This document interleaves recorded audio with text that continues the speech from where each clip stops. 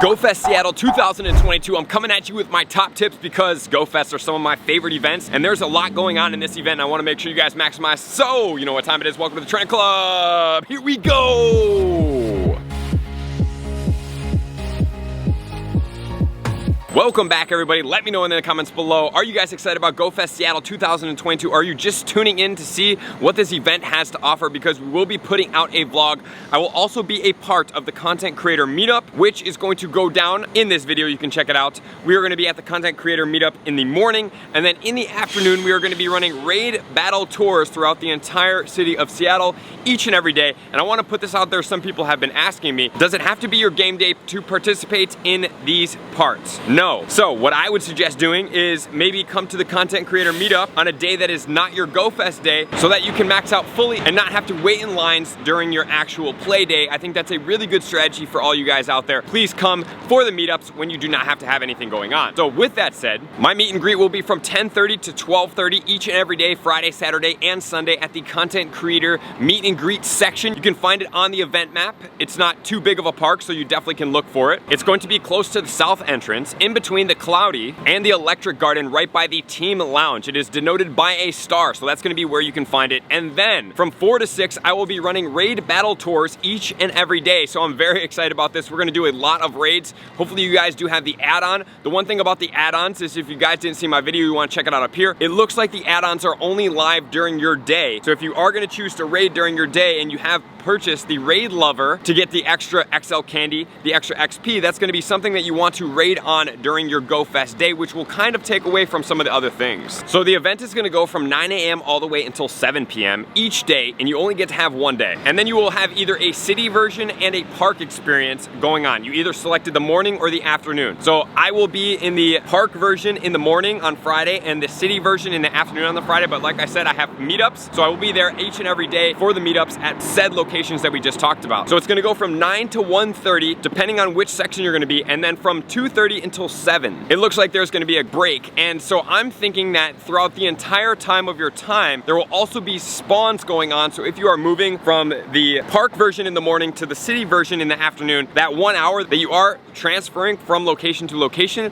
there will definitely be spawns. From what I've seen from Berlin, there was spawns even outside of the event when my ticket was active. So now let's start getting into the tips of this event and what's going on. So number one, I just want to cover the eggs. From Berlin and other events, there were no special eggs, so I would not worry about the eggs. The other thing I want to note right up front, shout out to Randy and some other people from the Discord for putting some of these tips together from one of the things that we have experienced in the past, is that you will also be getting Rotom, which I'm thinking is probably going to be a different form, even though it could be the Mo that was featured in Berlin at the time your event starts. However, a lot of us may be really eager and start taking snapshots in the morning. If you do get a Smeargle in the morning, it's gonna block one of your snapshots later on. So I suggest not snapshotting your buddy until after 9 a.m. of your play day so that you can make sure to get all the Rotom encounters as opposed to going beforehand and blocking them with a Smeargle, which you can get every other day besides this. But you get a grand total of 5 snapshot encounters, and if you do take one with your buddy earlier and you happen to get a snapshot of a Smeargle going on, that will block one of the 5 later, so you will then only be able to get 4. So please do not take snapshots of your buddy until after 9 a.m. on this event day. So just skip over the snapshots. Even if you're looking for that heart for the day, I would suggest just waiting until 9 a.m. for that. And then right as the event starts, I highly suggest that you guys get through the research for the day as fast as possible, because as was happening in Berlin, I'm assuming it's going to happen here, you have to take a snapshot of a specific Pokemon in the habitats, which you don't want to have to recircle around if you're getting situated in a specific habitat, which we will cover here in a second. I want to make sure that you guys are in that specific habitat that you like to be and you're not scrambling around running throughout the event towards the end. So blowing through the special research is going to be very important for you. And as we did see in Berlin, the snapshots that you do have to take, let's just say if it's going to be Combee in the Electric Garden, you don't have to do it from the wild. It's going to be actually from your storage. So a lot of people were having trouble with that. They're like, it's not working, because they were trying to do a wild snapshot encounter when in reality is all you had to do is go and pop open your bag, pull the Combee out, and then go in to take a snapshot in your bag, as opposed to finding a wild Pokemon that wasn't working. And then let's talk about our storage as well as our ball count and our pineapple berries as well as golden raspberries. I think all these things are vitally important. Golden raspberries because Combee is going to be spawning. Combee is not an easy Pokemon to be able to catch, but but it is a Stardust boosted Pokemon. There are going to be some Stardust boosted Pokemon that are going to be spawning throughout this event, and maybe others that we don't know of as of yet. So let's just cover what those Stardust boosted Pokemon are. So if you do see Paris out in the wild, it will be a Stardust boosted Pokemon at 500 base. With a star piece, it's going to be 750. And the habitats are as follows. Cloud Sanctuary, which are going to be Togetic, Woobat, Rufflet, are going to be the base spawns that we have announced right now. There's going to be more than there is right now. At the end of this video, I will be putting you through a tour of how I do GoFest and how I go about making sure that these are going on. In the Oasis, we do have Alolan Executor, Sandy Burmy, Gible, and Panpour. So you're going to want to get the Panpour spawn, in my opinion, during this time. And I don't have the Sandy Burmy shiny, so that's something that I am going to look to try to check off my list pretty quick and then probably move on from this space, even though Gible is in here, which we will check out PvP and meta relevant spawns here in a little bit as well. In the Dreamy Mindscape, we're going to have Drowsy, Snorlax, and it seems like it has been confirmed that Snorlax is going to have that cowboy hat. So that's going to be a great place to hang out. We do have Teddy Ursa and Litwick, which is not shiny. And honestly, Litwick is cool, but I would probably stay away from that Pokemon because I am anticipating at some point it's going to be here for events. It's going to have a shiny, and it probably, honestly thinking it will have a calm day at some point. And then the Electric Garden. So when I'm looking at the Electric Garden, we have the Hisuian Voltorb, we have Combee, Foongus, and Helioptile. Foongus is a new shiny from Berlin. Combee is going to be the new shiny of this event, and this is going to be a great Stardust boosted catching place. So if you're looking at catching a lot of Stardust Pokemon and getting a new Combee, this is going to be a great area for you to hang out in. So now if we go to the Stardust boosted Pokemon, I want to make sure you guys are aware of all of them, but I'm going to put the asterisks around the ones that we have already covered. So Paris could be out there. 500 on a star piece is 750. If there's a lot of these Pokemon spawning, I suggest you have star pieces on as well. Meowth is a great one as well. We do have Persian that's going to be out there, probably not going to be a spawn. Alolan Meowth, also probably not going to be a spawn, but Shelder could be a spawn. Shelder is 1,000. On a star piece, it's 1,500. If you do see Shelders in an area, highly suggest you guys catch as many of those as possible. Next, we do have Star U, which, as we did see in Spotlight Hour, 750, 1125 on a star piece. Shroomish is a good one as well. 500 is possible out there, and these ones do get boosted in the sunny weather. If you guys want to pause and see which of these boosted conditions are going to be, it's going to give you even more Stardust with a star piece on weather boost. Sableye is going to be 750, and Chimecho is going to be 1,000. Combee is going to be 750. On a star piece, it's 1125. It's boosted in rainy and windy weather. So this Pokemon is going to be great for getting additional Stardust for all you guys. We do have Audino. Trubbish is one as well, 750. Audino is a huge winner, as well as Chimecho. 2,100 on that Audino if it is going to be spawning. I haven't seen it spawn in Berlin. Don't expect it to be, but it is possible, and if it does, that's going to be what you're looking out for. And then finally, we have Foongus. Foongus is going to be 500 Stardust per catch, so I definitely want you guys looking out for that Foongus spawn as well, which then is going to lead us into the items that you're going to need because of these specific Pokemon that were inspired by the Stardust boost. So we're looking at Golden Raspberries, as many as possible. Honestly, I was using a lot of them because of the Snorlaxes that were out there. I wanted them. I really wanted to get as much Combee as possible. I was running star pieces all day. I believe in the weekend I did about 1 million Stardust, which is quite a lot, guys. It's a lot. As far as the Pineapple Berries, good, but not really super beneficial because honestly, I was using Silver Pineapple Berries and Golden Raspberries as much as possible because Togetic spawns as well, but Togetic is a little bit more difficult to catch of a Pokemon. Then as far as our Ultra Balls and Great Balls, literally as many Ultra Balls as you can possibly fit in your bag. Delete as many Red Balls as possible. Get those to stock up because while you are spinning stops throughout the day, that's going to be what happens. And then additionally speaking, as far as eggs, star pieces, and incenses go, incenses, I believe we're running for an hour. So if you want to run them throughout the entire day and you are walking, that's going to be a grand total of 9 incenses throughout the day. And as far as lucky eggs go, I would suggest hitting bonuses or throughout the rating. But what I would suggest not doing is raiding throughout the entire day. Guys, just remember, you only have a certain amount of time to be able to catch. The raids will be active throughout the entire weekend, whether you have a pass or not. So I would suggest raiding outside of the day that you do play GoFest. Focus on your GoFest day of catching as many Pokemon as possible. Eggs are alright, do that. Also, throughout the day, there's going to be research going on that's going to require you to send out gifts to your friends. So I would suggest not sending those gifts out until 9 a.m. on your GoFest day when you are playing, and save some of those gifts for when you are actually playing and getting those research tasks so you don't have to dump those tasks and you can complete them. And then let's look at some megas that could be effective for you guys. So honestly speaking, I'm looking at the Mega Altaria because it is going to boost the Dragon, which could be Gible if you do need any XL candy there, and Togetic. Togetic is not a very common spawn, so taking a capitalization on as much as you can there is going to be great. Another Pokemon that you may look out for would be something like a Lopunny because it will boost fighting. Although we haven't seen any fighting out here, it is going to boost the Snorlax XL candy candy. So that is going to help you out with the Snorlax XL candy to be able to get more Snorlax, because Snorlax is also not a common spawn for that. But additionally, if you are hunting Darkrai and you are hunting Cresselia, obviously you could do Mega Houndoom, which would also boost the Dark as well as the Fire type Pokemon if there are going to be more Fire type. If you're looking at Cresselia, you could do something like a Mega Latios, which would be Dragon to help get XL candy for Gible, and the Cresselia for the Psychic type as well. So those are going to be the Mega Pokemon that I am going to recommend. Depending on what you want and where you are at, you can definitely choose accordingly. And the other great thing about using the Houndoom with the Darkrai is also it will boost all of the XL candy coming from the Litwick, but you guys absolutely must have Mega level 3 Pokemon, so I sure hope that you have been listening to my tips and you have Mega level 3 Pokemon. But additionally speaking for myself, if Aerodactyl is spawning like it was in Berlin, I want XL candy for my Aerodactyl to be able to max a Mega Aerodactyl out to level 50. It's a harder one to come by, so I will be using a flying or a rock type Pokemon. Even using a Mega Aerodactyl level 3 to get these Pokemon is great. You can also use Charizard, which is going to be a flying and a fire type combination. So something like that is always going to be effective. As of right now, we do not have a flying and a dragon Mega yet. And additionally speaking, you're going to get 6 special trades during your Go Fest day. You cannot trade with people that are outside of their ticket day. So if it's a Friday person and a Saturday person, and your Friday, it's on Friday, and that person comes to the park, it's gonna be like 40 million Stardust for a trade. So you're gonna have to basically coincide this. You're either gonna have to wait till Go Fest ends to trade with those people, or you're gonna have to only trade with people on your day. You're gonna have 6 of them. Make sure to schedule all of those trades to be able to trade with those people, and do not wait till the end of the day because it's gonna be a little bit hectic. You wanna get everything done up front. Do your lucky trades with people that are gonna be from traveled around the world and not people that you have access to from your regions.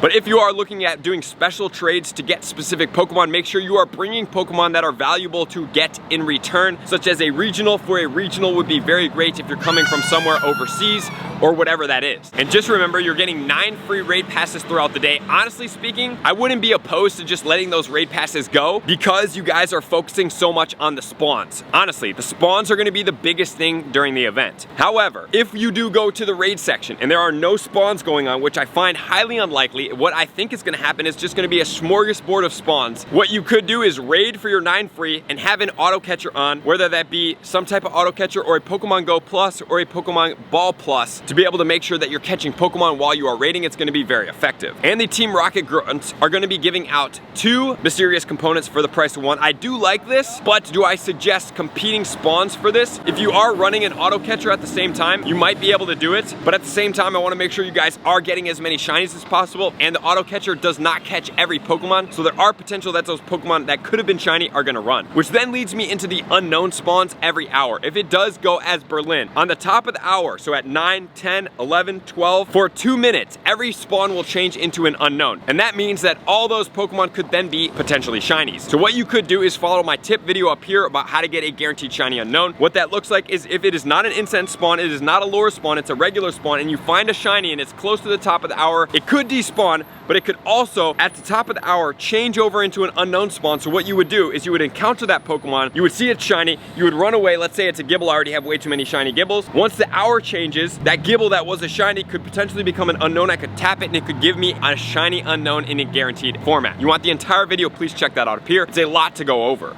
Alright, and let's look at the meta attacker's standpoint and everything else that's going on during these spawns. So as far as the meta attacker standpoint, we do have Togekiss. Togekiss is pretty good. It is not the top fairy, but it is one of the top fairies, so that's definitely something to look out for. And then Gible. Gible going into Garchomp is going to have a Mega at some point. It's incredible. Honestly, it's a Swiss Army knife pretty Pokemon. It's going to have a future Mega. It's a really good attacker. If it does have a Shadow at some point, it's going to be really, really boss. So having as much XL candy of Gible is going to be really important for me. And then next we're gonna have the Snorlax. Snorlax is gonna be great for a gym defender. It's also pretty good in PvP, which we will check out here in a second, and so forth. As far as the shinies go, I mean, Togetic, relatively rare shiny. Woobat is semi-common. Rufflet is relatively rare. I suggest that you guys do try to get at least a shiny Rufflet or 2 if you don't have it. Alolan Executor has been out for quite a bit. It is quite common. Sandy Burmy is pretty rare. I do not have one. I'm excited to try to get this. Gible, very common. It has had a Combee. And then Panpour is gonna be brand new, but for everybody in North America, America, that's going to be a spawn that's relatively common, even though it does get eaten up a lot by event spawns. So getting it would be a big plus. But then obviously we just had confirmation from Pokemon Go that Cowboy hat Snorlax will be in Seattle as well as Sapporo, Japan, so that's very important. Teddy Ursa, I feel like that's a relatively common Pokemon for a shiny, great shiny at that, so if you don't have it, definitely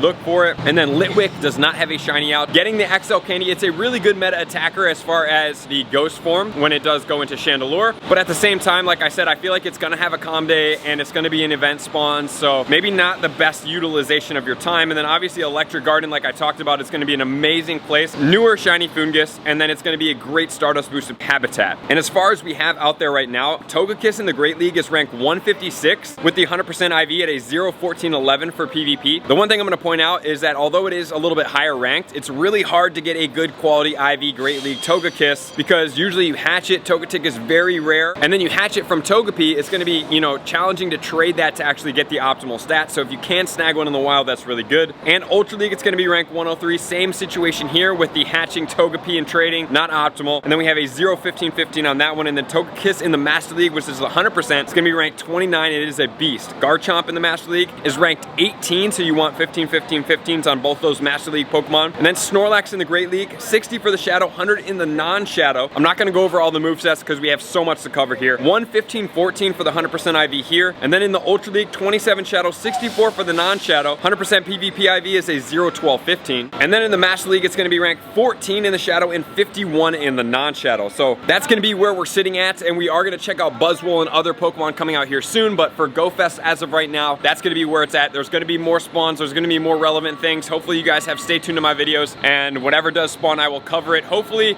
in the GoFest video that does come out on Friday, so stay tuned for that as well. So you're just entering GoFest for the first time and you want to know exactly what to do. So I'm gonna take you through my approach to what GoFest 2022 is gonna be, how I go about navigating the park, and then what I think makes the most successful initial beginning so that you guys can have the best time in GoFest 2022. And that's really understanding the park, the layout, and then what spawns are gonna be most important, and finishing the research and the bonus, because throughout the day you're gonna have to manage this. Not only that, you guys are gonna have 6 special trades. That's really important. Number 2, there's gonna be half incubator distance if you have not purchased anything. And then number 3, the thing you wanna understand is that each of the GoFest in-person places have park areas. The park areas are going to be different habitats throughout that park, right? So you wanna make sure that you are in the habitat that serves you best, whether you're looking for Stardust, whether you're looking for specific shinies, whether you're looking for specific event shinies, and also understand that you are gonna get Photobombs of the lawnmower, or the lawn, I'm not sure exactly what it's called, the Rotom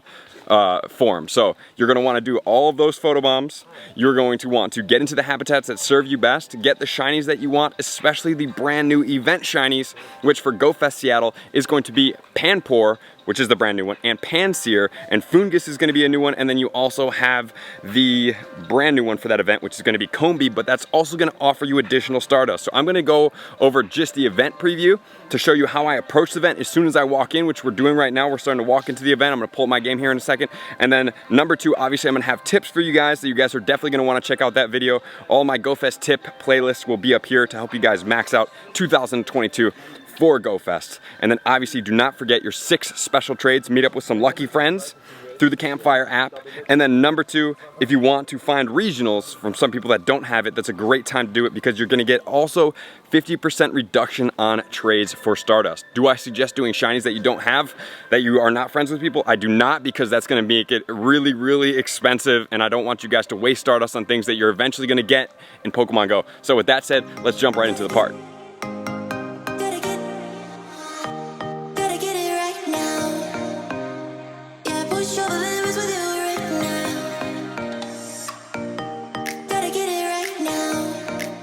Okay, so we have made it into the entrance. So on this, you guys can check out like maps and stuff. There's maps around the park. And then the other thing you guys want to check out is all of these big, I don't even know what you want to call, big signs that are going to tell you guys which direction you can go to which place. Living Meadows. As of right now, what place are we in right now? What is this?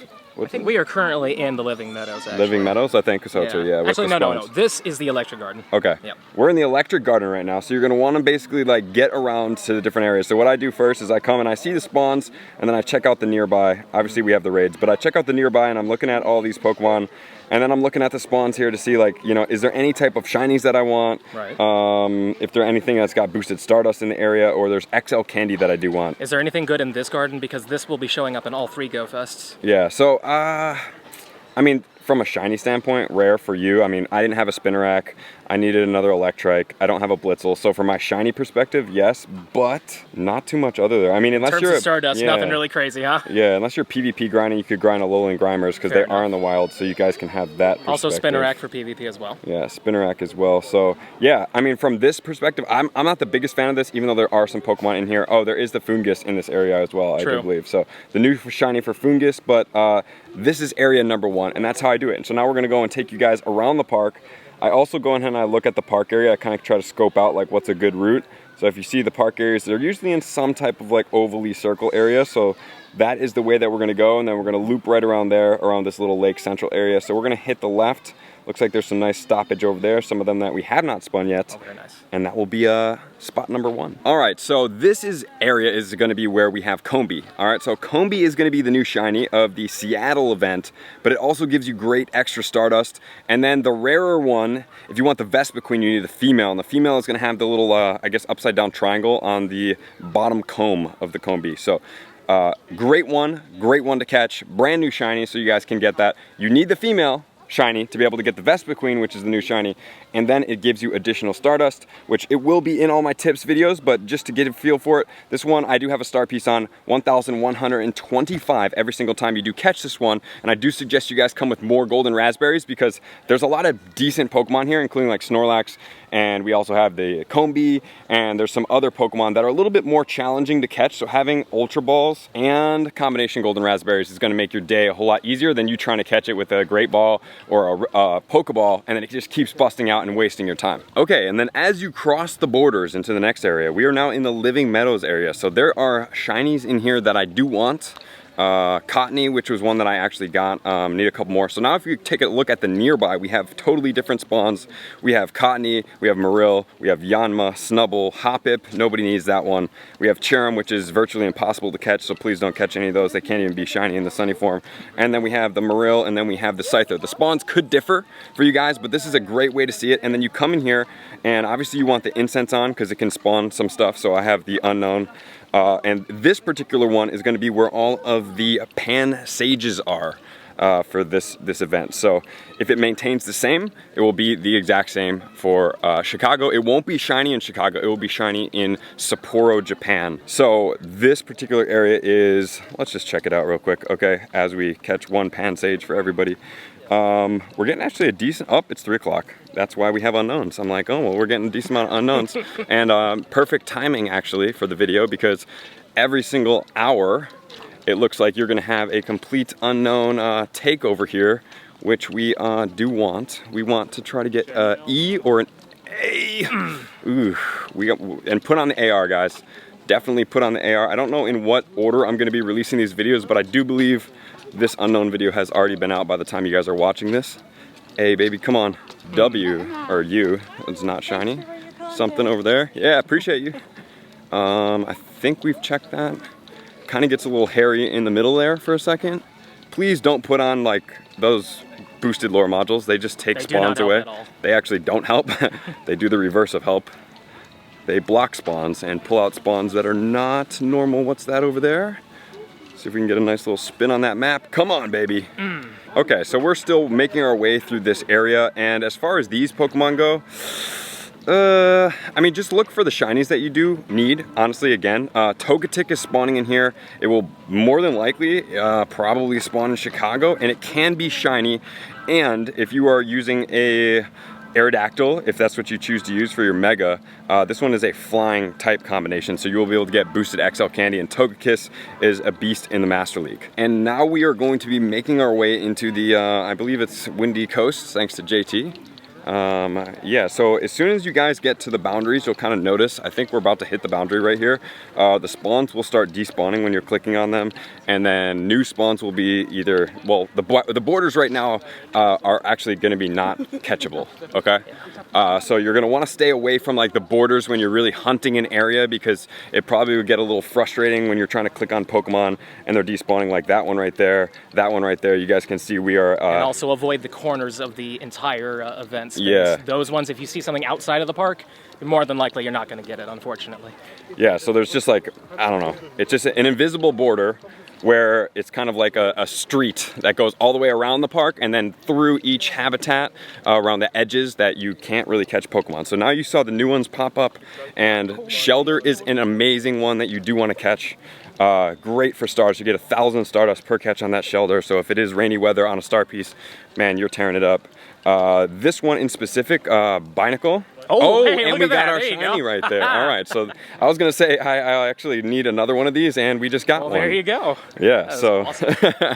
so this is just us walking around the park and kind of seeing, and then as you can see right here, if we're in the Windy Coast, this one's been a little confusing for me because I haven't been able to see too much, but we see the sign, Windy Coast is actually this way. If we head that way, we're gonna hit the Molten Rocks. The Molten Rocks is gonna be where the Pansear is, so the shiny, and then that's gonna be where the Snorlax in this event is. You'll obviously have to stay tuned to the updated map and everything as other things do come out for the tips video. So I say right now, maybe we cut through. I haven't done that too much, but there's also, if you check out the nearby here, this is where Panpour is gonna hang out. Binacle, we have, if you haven't got the core fish, great one to get here. We have the Phoebus, Pikachu. Pikachu's kind of throughout the entire park. We have Wingull in here as well, and then we do have Mantine in here as well, which is definitely one to be able to get. So this is round 3, so we have made our way from all the way over there. We've made our way through 2 habitats. We are on the 3rd habitat right here, and then we're gonna keep going. If we keep going straight this way, we will get more, or we can cut here into the left.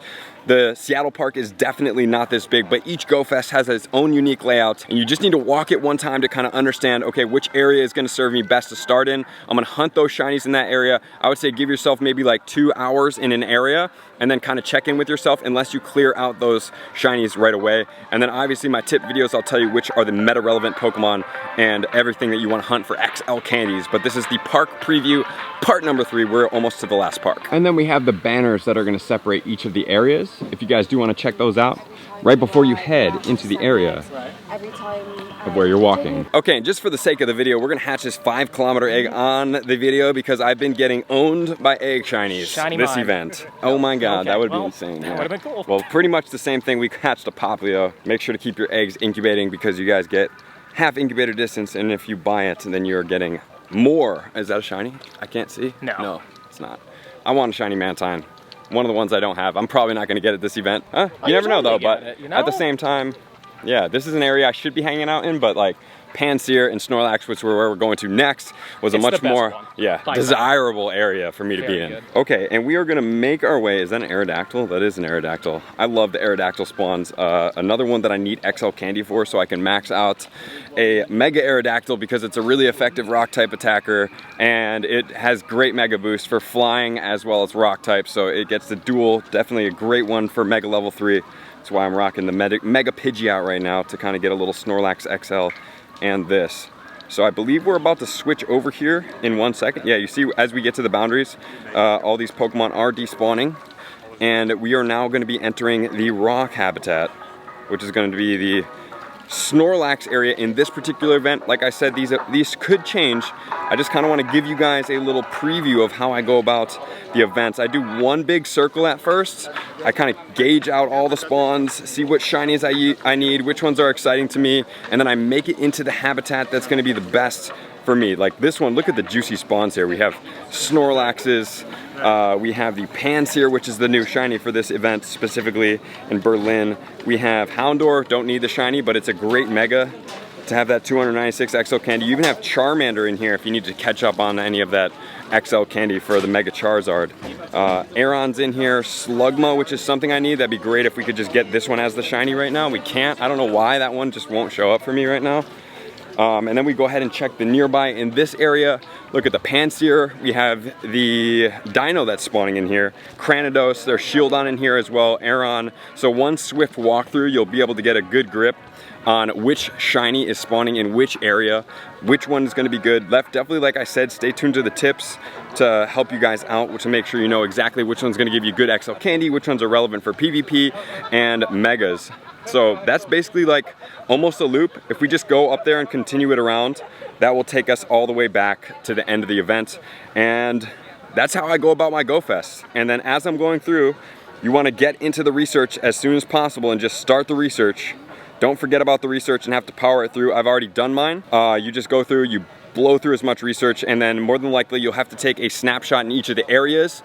So the faster you can get that done as you're walking, the faster you can go and get those snapshots done in those areas. And from this event, just one note, the snapshots were actually, you have to just take a Pokemon out of your bag. It's not actually a wild Pokemon encounter. So yeah, that's gonna do it. That's how you tour GoFest. That's how you succeed. You know the areas, you watch my tips videos, and then you make one quick loop. You see all the spawns, get the gauge of the area, and then you max out in Pokemon Go. So thank you guys for tuning in. As always, likers, commenters, subscribers, Patreon members. Everybody take their support, subscription, participation to the next level. I'm gonna see you guys out on the next video. Peace.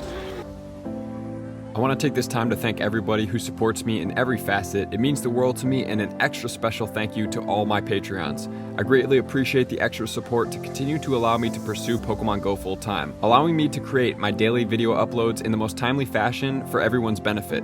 Plus, I get the amazing experience of sharing my creative processes behind the scenes and raiding all around the globe with select upper tiers. Thank you everybody for being a part of the Trainer Club. You all mean the absolute world to me, and I will see you guys out on the next video.